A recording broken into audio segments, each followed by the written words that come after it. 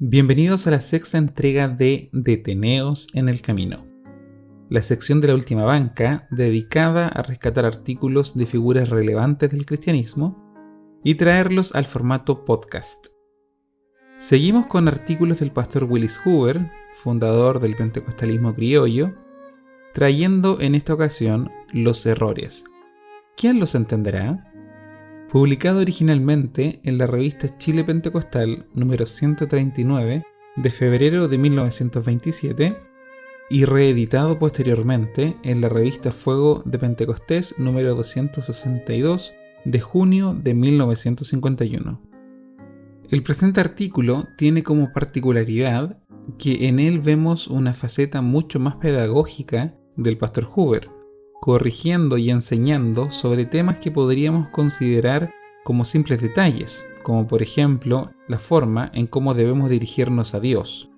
Lo importante de esto es que pone en relieve el compromiso del pastor con la iglesia, compuesta en gran parte por hermanos sencillos, dándole a la educación la importancia justa y sin atribuir ninguna clase de virtud especial a la falta de educación. Pasemos ahora a revisar el presente artículo.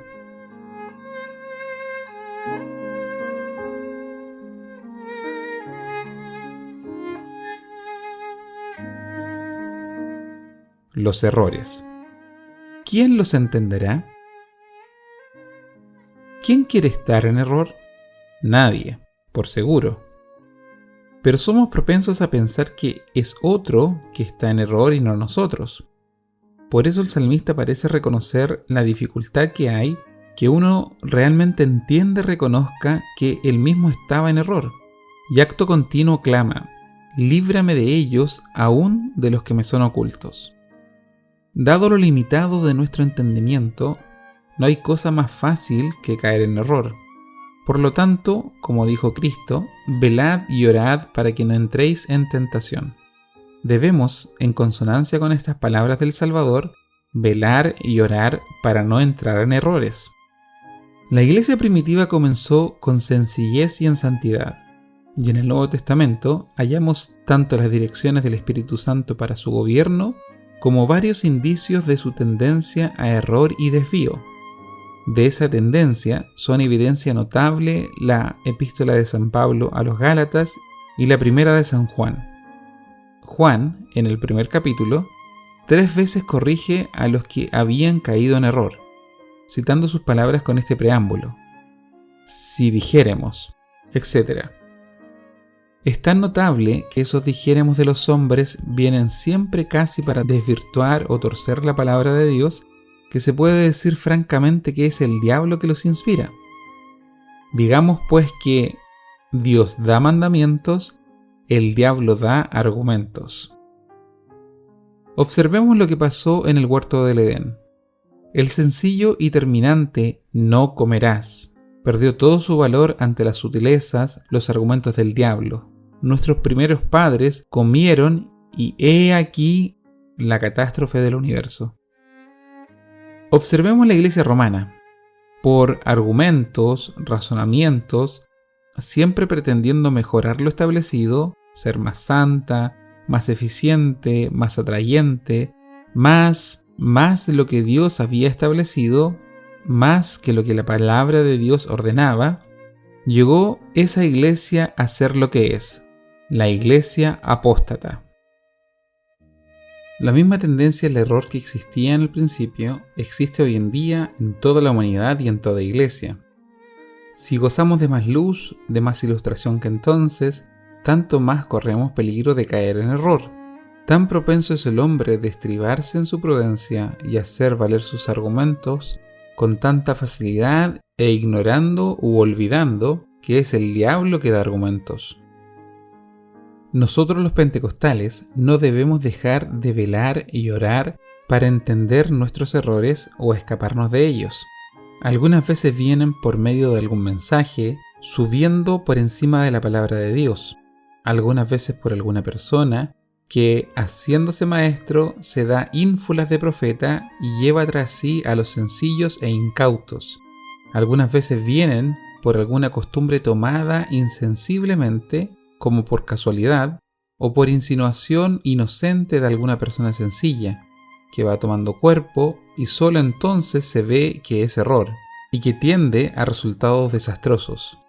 De estas costumbres equivocadas mencionaremos 2 o 3 que dan asomo entre nosotros. La palabra de Dios es directa y sencilla en todo su trato. Dios trata con los hombres y los hombres con Dios así directamente y sin rodeos, aunque no diríamos sin cortesía. Sin embargo, sin expresiones de política ni de etiqueta. Su pensamiento es demasiado importante para ocuparse de finuras de expresión. Dios habla al hombre y le dice tú. El hombre habla a Dios y le dice tú. Esta es la manera que hablan los que hablan de corazón a corazón. Entre los hombres, la etiqueta, la política, la posición social, la dignidad de puestos de autoridad son manifestadas por expresiones como usted, usía, vos, vuestra merced. No se halla nada de eso en la palabra de Dios. Pero si miramos la Iglesia Católica Romana, veremos cómo este estilo artificial y superficial ha dominado el uso. Entre nosotros, en estos años, algunas veces se oyen personas en oración dirigirse a Dios como usted, bendíganos Señor, en lugar de bendícenos Señor, su reino en lugar de tu reino, y otras expresiones semejantes. Es probable que esto es por casualidad o por una idea errónea de que debemos cortesía a Dios. Pero Cristo debe saber qué es lo que debemos a Dios en esta materia. Y cuando enseñó a sus discípulos a orar, podría habernos dicho, Padre nuestro que estás en los cielos, santificado sea su nombre, etc. Pero no lo hizo, sino dijo, que estás en los cielos, santificado sea tu nombre. Haremos bien en atenernos a la palabra de Dios en esto, como en toda cosa. San Pablo nos enseña a no pensar más allá de lo que está escrito. Nos puede parecernos poca cosa esta, pero debemos ser avisados de que todo error entra por poca cosa. Y cuando se dice poca cosa como disculpa por su uso, está empleando uno de los argumentos del diablo para anular uno de los mandamientos de Dios. ¿Será correcta la palabra de Dios? ¿Será suficiente la palabra de Dios? Si es así, ¿con qué objeto se introduce otra cosa? Hay otra cosa que con completa sencillez e inocencia ha entrado y va tomando proporciones entre nosotros. Una costumbre que encierra error y conduce a malentendimientos, a la vez que es incorrecto conforme a la gramática y al diccionario y al buen uso del idioma. Si bien no queremos dar demasiada importancia a la educación o a la elocuencia en el hablar, con todo es propio de un cristiano y es nuestro deseo usar un lenguaje correcto hasta donde tengamos luz. Y no atribuimos ninguna virtud a la falta de educación que ha sido la suerte de los pobres a quienes ha sido anunciado el Evangelio. Desde luego, dejemos que la gramática nos corrija sin robarnos nuestra sencillez. Refiero a la costumbre de decir pastora cuando se habla de la esposa del pastor. Algunos hermanos sencillos y cariñosos han pensado honrar más a la esposa del pastor y han usado un argumento, sin la menor idea de que es error. Pero si aplicamos el mismo argumento con el carpintero, zapatero, albañil, juez, etc., veremos que carpintera, zapatera, albañila, jueza, intendenta no corresponden a las esposas de estas personas, ni tampoco pastora a la esposa del pastor. Ahora, esto no es decir que una mujer no podría ejercer cualquiera o todos estos oficios y profesiones. Sí, podría, pero si lo hace no por ser esposa, sino por tener aprendido el oficio, o por nombramiento a tal o cual dignidad en su persona.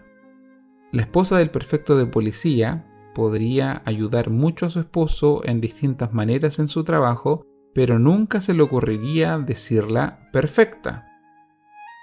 Alguno dirá, ¿y no respeta usted a la esposa del pastor? Por supuesto, pero se puede respetar sin caer en un error que no carece del todo de absurdo. El pastor es llamado y nombrado por ver en él aptitudes, dones, gracia. En cambio, su esposa puede que su vida alcance o no para llenar los dones y gracia, y puede que carezca en absoluto de todo aquello. Pero siempre es esposa del pastor. Ni en un caso ni en el otro es pastora. Si es de las primeras mencionadas, bendita sea. Si de las últimas, es de sentir. Puede ser de cualquier grado entre los dos extremos, lo que es más común. El título de pastor encierra atribuciones y responsabilidades, y al dar ese título, la esposa del pastor, es natural que algo de esas atribuciones se entiendan. Pero esto no cabe nunca por el hecho de ser la esposa del pastor. Si en algún caso excepcional tuviera alguna de estas atribuciones por su utilidad y aún por reconocimiento, con todo, habiendo pastor, esas atribuciones serían de ayudante, y al ayudante del pastor no se le ocurre decirle pastor, sino designarle como es, ayudante del pastor. Igual cosa debe hacerse con la esposa del pastor, designarla como tal. Una esposa, conforme a las Escrituras, es una ayuda idónea al hombre como hombre. Atiende a su persona, a su casa, a su familia, le apoya, le favorece, hace que sus responsabilidades y sus faenas le sean más llevaderas por los consuelos de su compañía. Esto se refiere a toda esposa. Creo haber bien en transcribir aquí lo que el Espíritu Santo, por boca de San Pedro, habla acerca de esta sagrada relación. Semejante vosotras mujeres, sed sujetas a vuestros maridos, para que si también algunos no creen a la palabra, sean ganados sin palabras por la conversación de las mujeres, considerando vuestra casta conversación, que es con reverencia, la compostura de las cuales no sea exterior con encrespamiento de cabellos y atavíos de oro, ni en composición de ropas, mas el hombre del corazón que está encubierto sea de incorruptible ornato, de espíritu agradable y pacífico, lo cual es de grande estima delante de Dios. Porque así también se ataviaban en el tiempo antiguo aquellas santas mujeres que esperaban en Dios, estando sujetas a sus propios maridos, al modo que Sara obedecía a Abraham, llamándole al Señor, de la cual vosotras sois hechas hijas, haciendo bien y no siendo amedrentadas de ningún pavor. Primera de Pedro, capítulo 3, versículos 1 y 6. Reina Valera de 1862. Esto también se habla de toda esposa cristiana, y cuando una esposa llena de todos estos requisitos escriturales está cumpliendo su misión. No dice nada de los detalles de su actuación como esposa de carpintero, zapatero, juez, presidente o pastor, pero sí habla del espíritu de su relación con su marido y con su prójimo.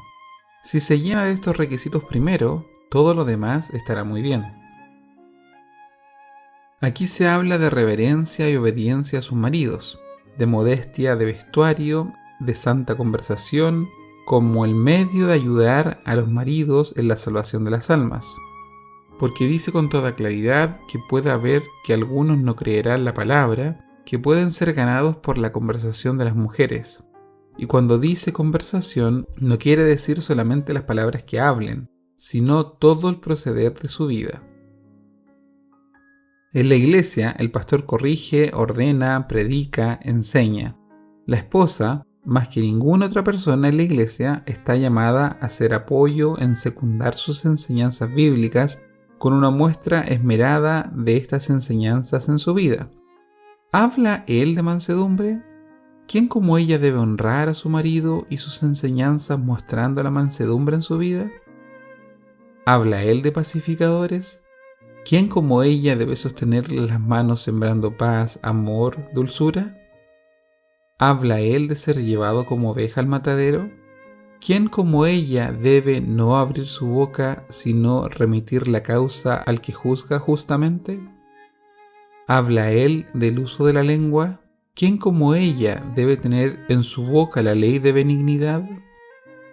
¿Habla él de modestia y de la sencillez? ¿Quién como ella debe ser un vivo ejemplo de todo lo que él predique? Esta es la noble lealtad de una mujer cristiana. Esto es ser ayuda idónea. Ahora, en la iglesia el pastor echa mano a personas aptas para colaborar con él. Hombres, mujeres, jóvenes, mayores, según la gracia y la aptitud de cada uno para el trabajo que se presenta. Muchos de ellos están así ocupados. Si la esposa del pastor goza de esa gracia y de esas aptitudes en mayor grado que otras personas, como algunas veces sucede y en otras no, y por eso se le encomiende trabajos correspondientes, bien está, pero no por eso es pastora, ni participa de las atribuciones del pastor, sino es una obrera fiel entre muchas, y si es más fiel que otras, eso solamente es lógico, por lo cerca que está del pastor. Sé que esta costumbre ha nacido en un cariño y aprecio de estas nobles mujeres que han hecho mucho en la extensión del reino de Cristo, pero con todo, es una equivocación y error de gramática, y estas palabras están escritas para corregirlo en el espíritu de amor. Nuestra seguridad está en permanecer en la sencillez.